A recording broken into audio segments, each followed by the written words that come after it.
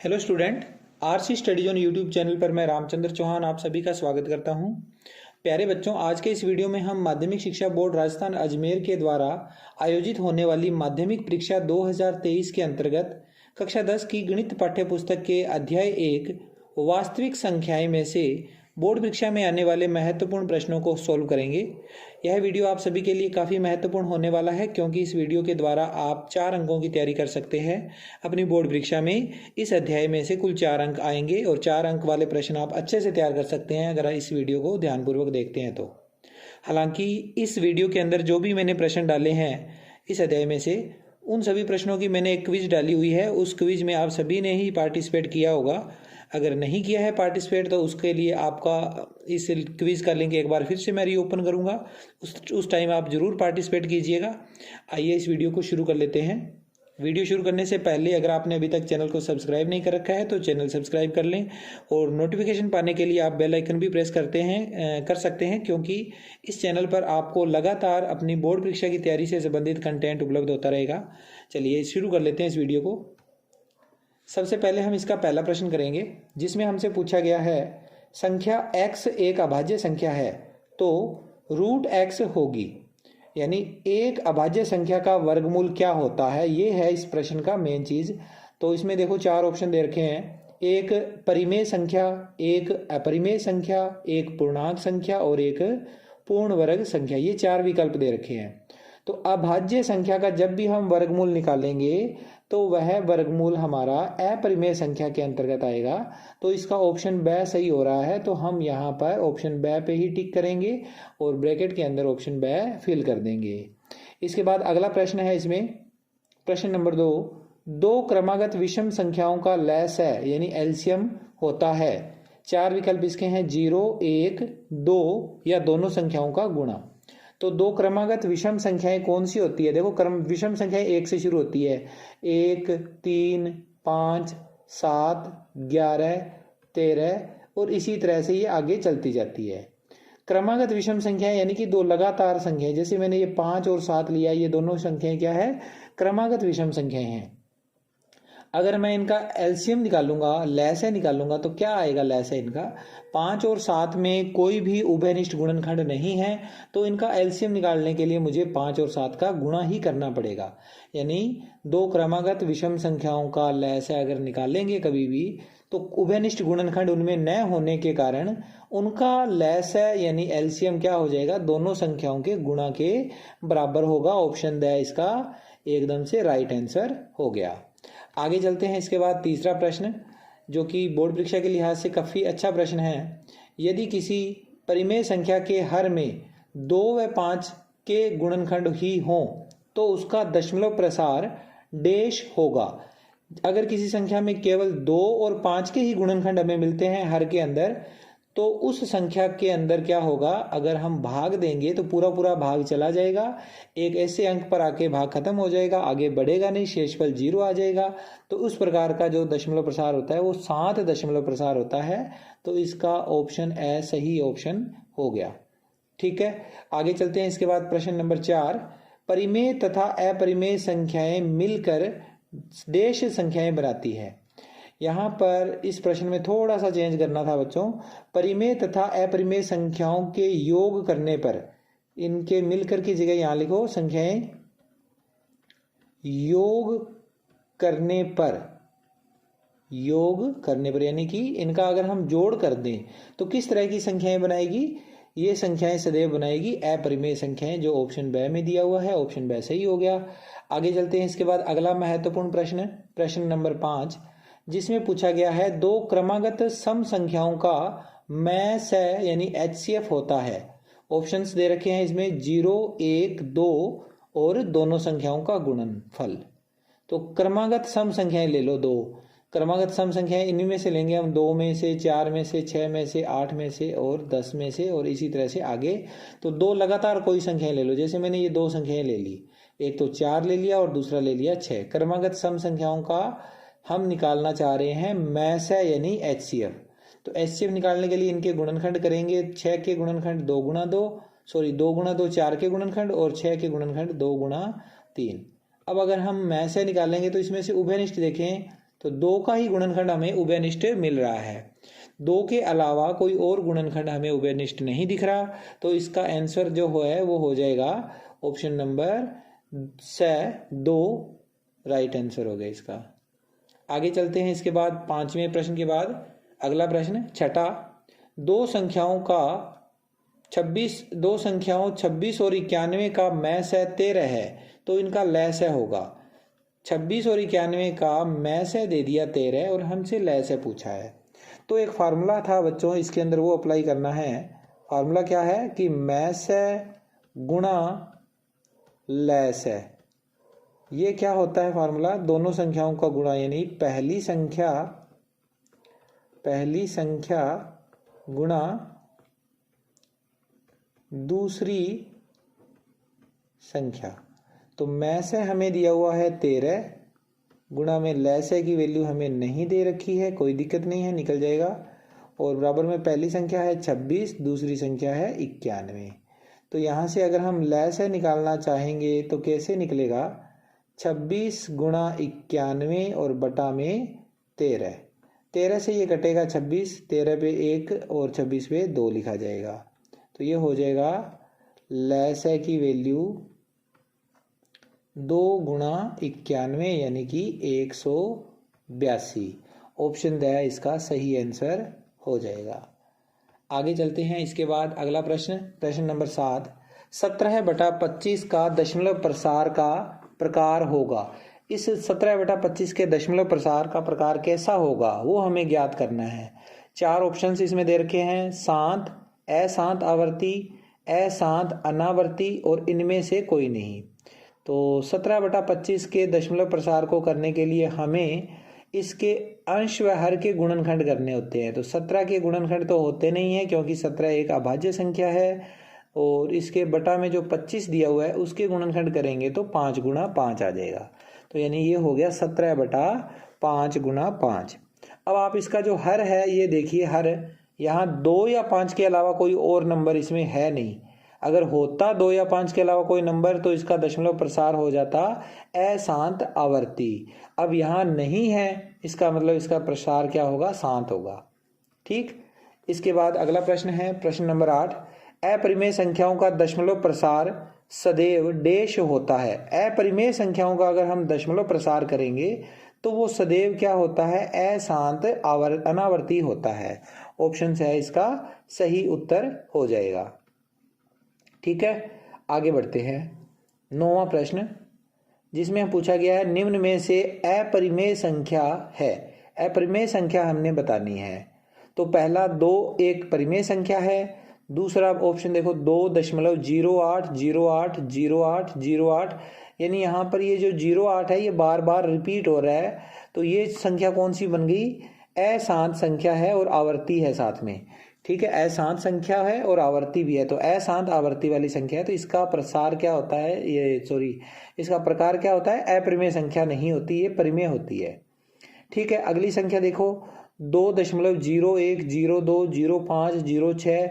अब ये सीक्वेंस नहीं है इसमें कहीं पर भी, 01 02 05 06 कोई भी सीक्वेंस नहीं बन रहा, संख्या बार बार रिपीट नहीं हो रही है, यानी कि यहाँ पर ये संख्या हो सकती है कि अशांत अनावर्ती संख्या हो, और अशांत अनावर्ती संख्या जो होती है वो अपरिमेय संख्या होती है। लास्ट ऑप्शन और देख लीजिए 2.23456789, और यहाँ पर आके ये खत्म हो गया। तो यानी ये वाली संख्या जो है ये क्या है? अशांत नहीं है बल्कि ये शांत संख्या है।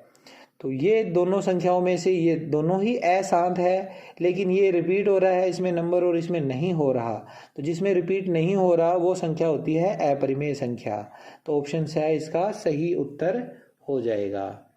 आगे है इसके बाद अगला प्रश्न 10वां, जिसमें हमसे पूछा गया है किसी संख्या को p/q रूप में निरूपित किया जा सकता है जहां p व q पूर्णांक है, तो वह संख्या होगी। p/q रूप में अगर हम किसी संख्या को लिख देते हैं तो वह संख्या एक परिमेय संख्या होती है। तो ऑप्शन ए इसका सही उत्तर होगा। आगे है इसके बाद 11वां प्रश्न, जिसमें हमसे पूछा गया है वे संख्याएं जिनके केवल 2 गुणनखंड 1 और स्वयं संख्या हो डैश कहलाती है। तो इस प्रकार की संख्याएं जिनके केवल दो ही गुणनखंड हो, एक तो एक और दूसरा जो संख्या है वो खुद, तो दोनों ही अगर गुणनखंड दिए हुए हैं उसके अलावा कोई और गुणनखंड नहीं आ रहा, तो उसका उत्तर होता है अभाज्य संख्याएं। इसके बाद 12वां प्रश्न, सबसे छोटी अभाज्य संख्या है 2, 3, 1 और 5। तो अभाज्य संख्या सबसे छोटी कौन सी है? 2। तो 2 ऑप्शन इसका सही हो गया। आगे है 13वां प्रश्न, जिसमें पूछा गया है पाई है एक परिमेय संख्या, एक अपरिमेय संख्या, एक पूर्णांक संख्या और एक निर्धारित नहीं कर सकते। तो इसका उत्तर होता है अपरिमेय संख्या। पाई जो है वो एक अपरिमेय संख्या होती है। अगर पाई का हम सन्निकटन मान लेते हैं तो वो 22/7 होता है। अब ये जो 22/7 हमने मान लिया है ये तो परिमेय है, जबकि पाई खुद अपने आप में एक अपरिमेय संख्या है। आगे इसके बाद है अगला प्रश्न 14वां, 1.010101010101 डैश डैश डैश, ये किस प्रकार की संख्या है? तो इसमें आप देखो संख्या के अंदर 01010101 बार बार रिपीट हो रहा है। जब रिपीट हो रहा होता है तो वो संख्या कौन सी होगी? अशांत आवर्ती संख्या होगी, और अशांत आवर्ती संख्या परिमेय संख्या होती है। तो ऑप्शन ए इसका सही उत्तर आ गया। आगे चलते हैं इसके बाद 15वें प्रश्न की ओर। 15वें प्रश्न में हमसे पूछा है 11/375 का दशमलव प्रसार का प्रकार होगा। 4 ऑप्शंस दे रखे हैं, शांत, अशांत आवर्ती, अशांत अनावर्ती, ज्ञात नहीं कर सकते। तो आप इसमें 11/375 के क्या करने होंगे? आपको इसके गुणनखंड करने होंगे। 11 के गुणनखंड होते नहीं है, 11 के गुणनखंड 11 ही रहेंगे। और जब 375 के गुणनखंड करेंगे तो ये आ जाएगा 375 के गुणनखंड 3 गुणा 5 गुणा 5 गुणा 5। अब आप देखो इसके अंदर 5 के अलावा 3 के भी गुणनखंड इसमें है। जब इस तरह से कोई संख्या आ जाए जिसमें 2 या 5 के अलावा कोई और नंबर हो तो उसका दशमलव प्रसार अशांत आवर्ती होता है, अशांत आवर्ती होता है। 15वें के बाद में है 16वां प्रश्न, निम्न में से अभाज्य संख्या नहीं है। निम्न में से अभाज्य संख्या नहीं है। अभाज्य संख्या की परिभाषा ऐसी संख्या जिसमें हम किसी और नंबर का भाग न दे सके, स्वयं के अलावा और एक के अलावा। 3 में हम किसी भी संख्या का भाग नहीं दे सकते, खुद के अलावा और एक के अलावा। 13 में भी नहीं दे सकते। 23 में भी हम किसी अन्य संख्या का भाग नहीं दे सकते। जबकि 33 में देखो, 33 के अंदर हम 3 का भाग दे सकते हैं, 33 में 11 का भी भाग दे सकते हैं। तो यानी इस संख्या के लिए हमारा अभाज्य संख्या वाला ऑप्शन जो है, अभाज्य संख्या नहीं है, वो सही ऑप्शन हो जाएगा इसका द 33। अगला प्रश्न इसके बाद 17वां, 2 क्रमागत संख्याओं का मैसय यानी HCF होता है। 2 क्रमागत संख्याएं यानी कि 1, 2, 3, 4, 5, 6, 7, इसी तरह से आगे चलता जाएगा। क्रमागत संख्याएं कोई भी ले लो, जैसे 3 और 4 ले ली। 3 और 4 में क्या है? कुछ भी उभयनिष्ठ नहीं आ रहा, 3 में भी नहीं आ रहा, 4 में भी नहीं आ रहा। तो इसका मतलब क्या होगा? इसका जो HCF होगा, जब HCF में हमें ये ध्यान रखना पड़ता है जब कुछ भी कॉमन ना आए तो HCF उसका 1 हो जाता है। तो इसके अंदर ऑप्शन हो जाएगा 1, ऑप्शन इसका सही हो गया। यहाँ आप चाहो तो ए भर दो। इसके बाद आगे है 17वां प्रश्न के बाद 18वां, किसी अभाज्य संख्या के गुणनखंडों की अधिकतम संख्या होती है। अभाज्य संख्या के कितने गुणनखंड हो सकते हैं अधिकतम? उसके 2 गुणनखंड हो सकते हैं, एक तो खुद संख्या और दूसरा 1। दोनों को अगर हम देखेंगे तो वो अभाज्य संख्या के 2 गुणनखंड हमें मिल जाएंगे। आगे है प्रश्न नंबर 19, सह अभाज्य संख्याओं का मैसय होता है।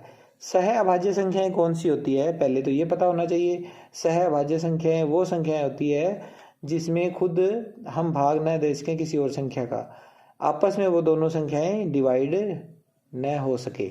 जैसे आप देखो 8 और 25 दोनों सहअभाज्य संख्याएं हैं, ना तो हम 25 में 8 का भाग दे सकते, ना 8 में 25 का भाग दे सकते।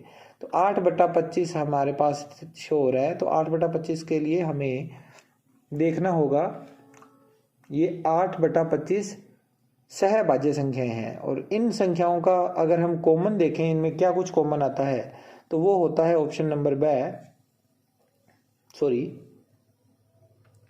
कुछ भी इसमें से कॉमन नहीं आएगा तो ऑप्शन ए इसका सही उत्तर हो जाएगा। आगे है इसके बाद 20वां प्रश्न, जिसमें हमसे पूछा गया है 2 - 2 √3 है एक परिमेय संख्या, एक अपरिमेय संख्या, एक पूर्णांक संख्या और इनमें से कोई नहीं। तो 2 तो एक परिमेय संख्या है जबकि √3 एक अपरिमेय संख्या है। तो 2 - 2 √3 यानी कि जोड़ घटाव हो रहा है परिमेय और अपरिमेय संख्याओं का। तो सदैव इसके लिए आपका उत्तर जो होगा वो एक अपरिमेय संख्या होगा, जब तक कि एक जैसी संख्याएं ना हो और वो आपस में रूट से रूट कट ना जाए। तो ऑप्शन इसका ब सही ऑप्शन हो गया। आगे चलते हैं इसके बाद 21वां प्रश्न, जिसमें हमसे पूछा गया है सिद्ध कीजिए कि √3 एक अपरिमेय संख्या है। √3 को अपरिमेय सिद्ध करना है। तो हल करते हैं इस प्रश्न को। सिद्ध कैसे होता है बच्चों √3? इंपॉर्टेंट क्वेश्चन है ये। पहले हम लिखेंगे सर्वप्रथम हम मान लेते हैं, क्या मान लेते हैं कि √3 एक परिमेय संख्या है। √3 एक परिमेय संख्या है, अतः इसे हम P/Q रूप में लिख सकते हैं। P/Q रूप में लिख सकते हैं। इसका मतलब क्या हुआ? अर्थात अतः माना √3 बराबर A/B और इसके नीचे लिख देंगे साथ में B तो है वो 0 नहीं हो सकता, B ≠ 0 और A व B सह अभाज्य हैं, सह अभाज्य हैं। ये हमने इसमें कंडीशन अप्लाई करा दी। अब इसका क्या करेंगे? वर्ग करेंगे। तो लिखेंगे वर्ग करने पर √3 का वर्ग करेंगे 3 के बटा में 1 लिख दिया। A का वर्ग हो जाएगा A² और बटा में B का वर्ग B²। अब तिरछा गुणा करेंगे 3 का B से गुणा 3B² और A² का 1 से गुणा A²। यहाँ से B² बराबर आ जाएगा A² बटा 3, यानी कि इसको हम एक समीकरण नंबर 1 मानेंगे। अब इस तरह से कर लेने के बाद अब लिखेंगे स्पष्ट है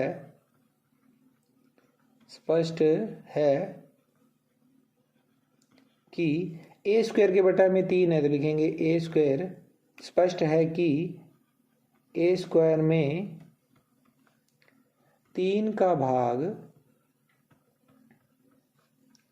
दिया जा सकता है,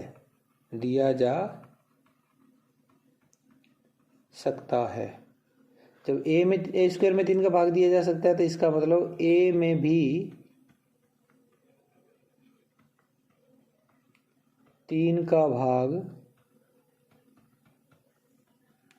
दिया जा सकता है।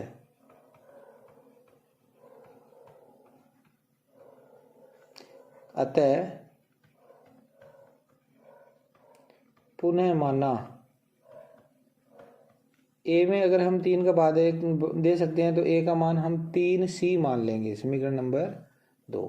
अब ये A का मान यहाँ समीकरण 1 में रखेंगे। तो यहाँ नोट करेंगे, इसमें हम नोट करेंगे, अलग पेज ले लेते हैं इसके साथ ही। A का मान समीकरण 1 में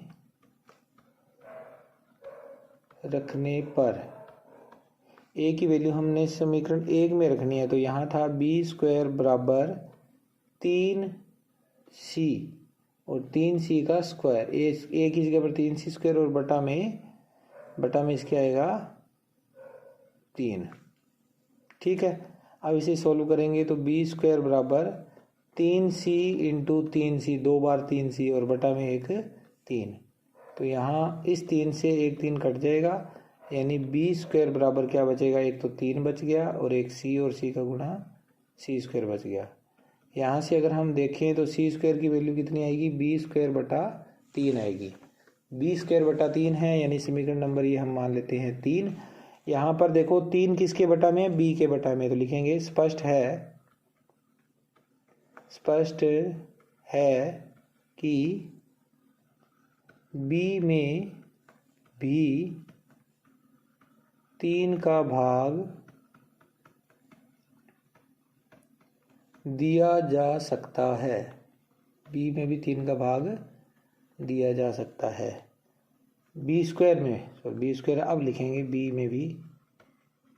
में भी 3 का भाग दिया जा सकता है।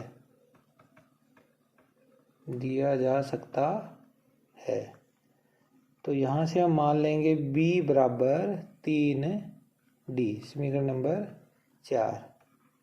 फिर लिखेंगे तब हमने √3 को प्रूव करना था, जिसकी वैल्यू हमने लिखी थी a/b।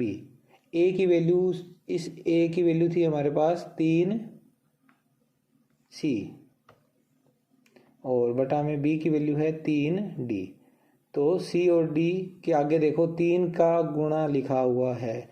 अब यहाँ क्या था कि शुरू में हमने लिखा था a और b दोनों आपस में सहअभाज्य हैं, तो यहाँ पर हमारे पास सहअभाज्य नहीं आ रहे। यहाँ पर तो ये 3 और 3 दोनों में उभयनिष्ठ आ रहा है, कॉमन आ रहा है, यानी हमने शुरू में माना था वो गलत सिद्ध हो गया। तो यहाँ लिखेंगे स्पष्ट है कि a व b में 3 एक उभयनिष्ठ गुणनखंड है।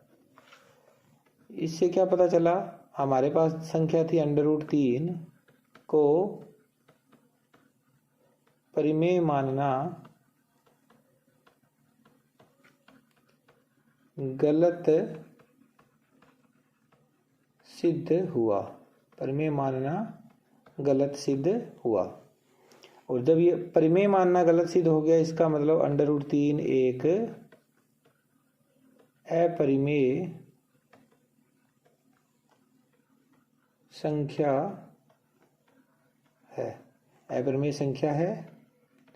सिद्ध हो गया हमारा ये सवाल, इति सिद्धम। ठीक है, आगे चलते हैं। इसके बाद अगला प्रश्न है प्रश्न नंबर 22। सिद्ध कीजिए कि 2 - 3√2 एक अपरिमेय संख्या है। इस तरह का प्रश्न भी एग्जाम में आ सकता है। यहाँ पर हम पहले लिखेंगे, सर्वप्रथम हम मान लेते हैं कि 2 - 3√2 एक परिमेय संख्या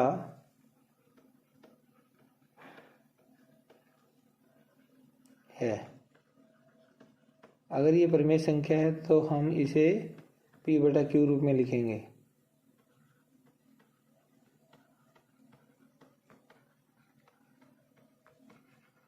तो p/q रूप में इसे लिख सकते हैं।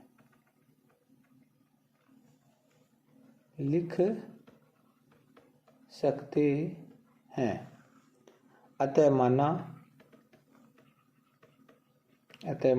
2 - 3√2 बराबर a/b, और ब्रैकेट में लिख लो b ≠ 0। a व b सहअभाज्य है। अब पहले वाली सवाल तक क्या होता था कि यहाँ पर अकेली संख्या होती थी, हम वर्ग कर देते थे और रूट वाली संख्या का रूट हटा देते थे।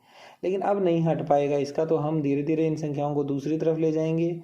तो ये पहले 2 जाएगा दूसरी तरफ, तो -3√2 इधर पड़ा रह गया। फिर आएगा a/b -2, और इस 2 के बटा में हम 1 लगा देंगे, और यहाँ से देखेंगे कि क्या आता है हमारे पास, -3√2, और इधर b और 1 का गुणा b, a का 1 से गुणा a, माइनस b का 2 से गुणा 2b। अब ये माइनस का 3 अंडर रूट 3 जो गुणा में है वो यहाँ से हटेगा, तो वो चला जाएगा बटा में ए माइनस यहाँ पर 2b, a माइनस 2b और बटा में a माइनस 2b बटा माइनस 3b। अब यहाँ आप देखो हमारे पास संख्या अंडर रूट 2 है, a क्या है, एक पूर्णांक है तो लिख दो पूर्णांक, फिर माइनस b भी एक पूर्णांक है तो b का 2 से गुणा किया तो ये भी एक पूर्णांक संख्या आएगी, ये भी एक पूर्णांक संख्या आएगी, और बटा में 3b पूर्णांक माइनस 3b ये भी पूर्णांक, तो आ गया रूट 2 बराबर पूर्णांक माइनस पूर्णांक बटा पूर्णांक। आगे इसके अंदर क्या आएगा, रूट 2 की जो वैल्यू है वो आ जाएगी, पूर्णांक माइनस पूर्णांक पूर्णांक होता है और बटा में भी इसके पूर्णांक ही दिया हुआ है तो पूर्णांक लिख देते हैं। अब पूर्णांक में पूर्णांक का भाग दिया तो हमारे पास क्या आ गया, एक परिमेय संख्या आ गई, एक अपरिमेय संख्या आ गई, सॉरी।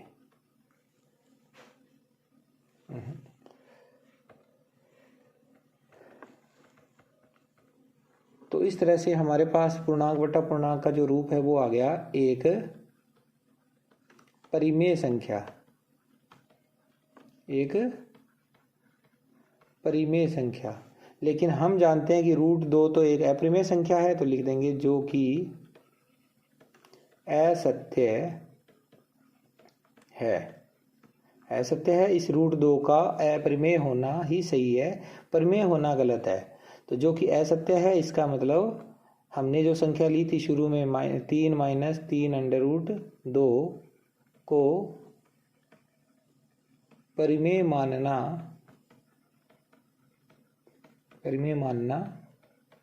गलत सिद्ध हुआ, गलत सिद्ध हुआ। और इसका तात्पर्य क्या हुआ, 3 माइनस 3 अंडर रूट 2 एक अपरिमेय संख्या है, अपरिमेय संख्या है। ये भी सवाल हमारा यहाँ सिद्ध हो गया। तो ये कुछ क्वेश्चन थे बच्चों जिनको आपने अपनी बोर्ड परीक्षा की तैयारी के लिए कंप्लीट करना था। आई होप आपने ये वीडियो अच्छे से देखा होगा। वीडियो अच्छा लगा तो इसे लाइक शेयर कर दीजिएगा। मैं मिलता हूँ आपसे नेक्स्ट वीडियो में एक नए टॉपिक के साथ, एक नई प्रश्नावली के साथ। तब तक देखते रहिए मेरा YouTube channel. Thank you, bye bye.